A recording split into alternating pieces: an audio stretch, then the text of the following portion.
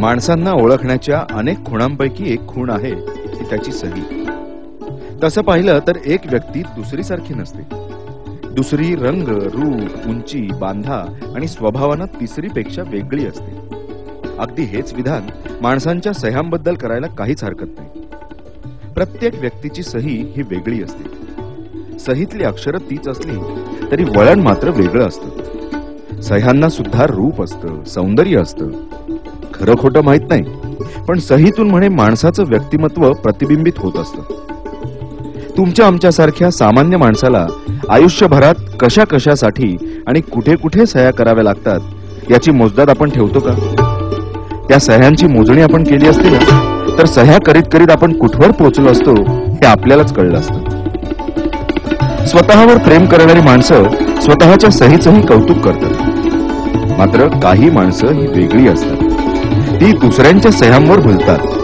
त्या संघही असाव्यात असं त्यांना वाटायला लागतं आणि त्यातूनच त्यांचा सह्या गोळा करण्याचा छंद सुरू होतो. सह्या गोळा करण्यासाठी हे स्वाक्षरी वेडे गावोगावी भटकतात, कार्यक्रमांना जातात, समारंभांना उपस्थित राहतात, देशी परदेशी पत्रव्यवहार करतात आणि आपलं इप्सित पूर्ण करतात. डोंबिवलीचे सतीश चाफेकर हे असेच एक सही वेडे. जवळजवळ 36-37 वर्षांपूर्वी कुणाच्याही आयुष्यात घडू शकेल असा एक प्रसंग सतीश चाफेकरांच्या आयुष्यात घडला आणि चाफेकरांच्या आयुष्याला एक उद्देश मिळाला. छंद म्हटला की त्याला मर्यादा नसतातच. आता पुऱ्या, खूप झालं हे वाक्य कुणाही छानदिष्ट्याच्या कोशात नसतंच.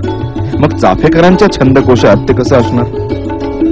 सह्या जमवण्याचा छंद लागला तेव्हापासून संग्रह वाढवण्यासाठी चाफेकरांची धडपड सुरू झाली. थोरा मोठ्यांच्या भेटीगाठी सुरू झाल्या. एखाद्या व्यक्तीच्या सहीचा ध्यास त्यांना लागला की ते वाटेल ते करून त्या व्यक्तीची सही मिळवतातच. चाफेकरांकडे अशा धडपडीच्या अनेक कथा आहेत. सर्वसाधारणपणे प्रत्येकालाच खेळाडूंबद्दल आणि नेत्या पुढाऱ्यांबद्दल आकर्षण असतं. टीव्हीच्या पडद्यावर अगदी जवळच्या वाटणाऱ्या खेळाडूंना गाठून क्रीडा साहित्यावर त्यांची सही घ्यायची हे मोठं कर्मकठीण काम. एक 11 वर्षाचा मुलगा विंग म्हणून नाटक बघत होता. साल 1970 असेल साली. नाटक होतं बाळा कोल्हटकरांचं. पण ते नाटक बघताना त्याला एक जाणवत होतं की मी बाळा कोल्हटकरांना पाहिलं, पण हे घरी सांगणार कसं, मित्रांना सांगणार कसं, म्हणून त्यांनी त्याची सही घेतली. ती माझी आयुष्यातली पहिली सही. त्यानंतर अनेक नाटकं बघितली गेली, अनेक लोकांच्या स्वाक्षऱ्या घेतल्या गेल्या. कधी कधी लोक चिडवायची की बाबा काय करतोय तू, कशाला करतोस तू हे. तर काही लोक म्हणायचे अरे माझी सही घे ना. मग धीट पे त्याला म्हणायचो तू काहीतरी कर, मग तुझी मी सही घेईन. असं होता होता वाढत चाललं. कॉलेजला गेल्यावर मला चांगले मित्र भेटले. मित्र प्रवीण दवडे, शाहीर दामोदर विटावकर असे मित्र भेटले आम्हाला. आणि आम्ही अनेक कार्यक्रम बघायचो, ऐकायचो, स्वाक्षऱ्या घ्यायचो. आणि मग त्यावेळी पैसे कमी होते आमच्याकडे, पण त्यावेळी जो आनंद मिळाला तो आजही आम्हाला आठवतो. सर्वसाधारणपणे प्रत्येकालाच खेळाडूंबद्दल आणि नेत्या पुढाऱ्यांबद्दल आकर्षण असतं. टीव्हीच्या पडद्यावर अगदी जवळच्या वाटणाऱ्या खेळाडूंना गाठून क्रीडा साहित्यावर त्यांची सही घ्यायची हे मोठं कर्मकठीण काम. पण जिद्द धरली तर तेही साध्य होतं हे सतीश चाफेकरांच्या अनुभवावरून सिद्ध होतं.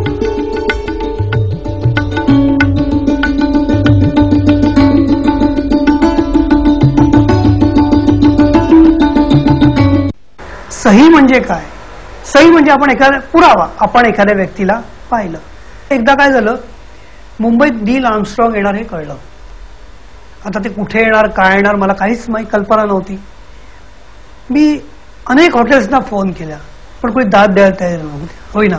मग एकदा काय झालं, त्या दिवशी मी एका विशिष्ट हॉटेलला फोन केला आणि ते कळलं संध्याकाळी 7 वाजता येणार आहे. आता आज जायचं कसं हा एक प्रॉब्लेम होता मला.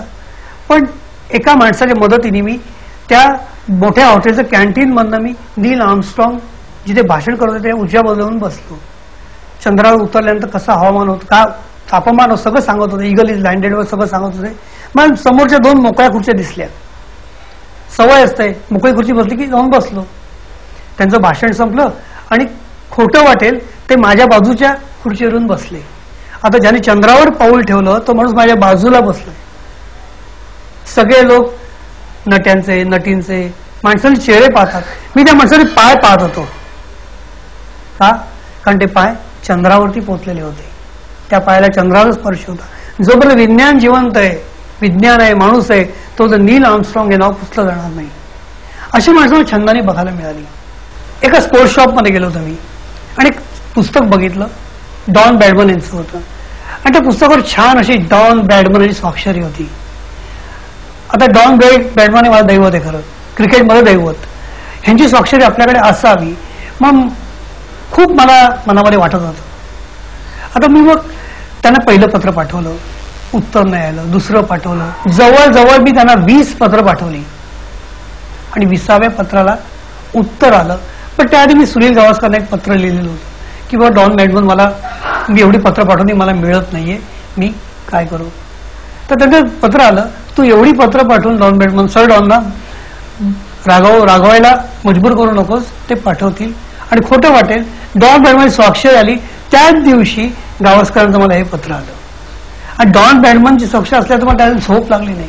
असाच प्रसंग दलाई लामांच्या बद्दल घडला. दलाई लामांबद्दल मला खूप आदर होता, खूप वाटलं होतं त्यांचं. पण जायचं कसं तिथपर्यंत. एक दिवशी मी त्यांच्यापर्यंत पोहोचलो. खोटं वाटेल की त्यांच्या जवळ उभं राहण्याची आपली लायकी नाही हे मला जाणवत होतं, तरी मी स्वाक्षरी घेतली त्याची. आणि त्या रात्री वाटलं की आता परत कोणाची स्वाक्षरी घ्यायची. आणि त्यानंतर मला एक दिवशी 2 दिवसांनी पेपरमध्ये वाचलं, सुभाषचंद्र बोसांची कन्या इथे येते, अनिता बोस.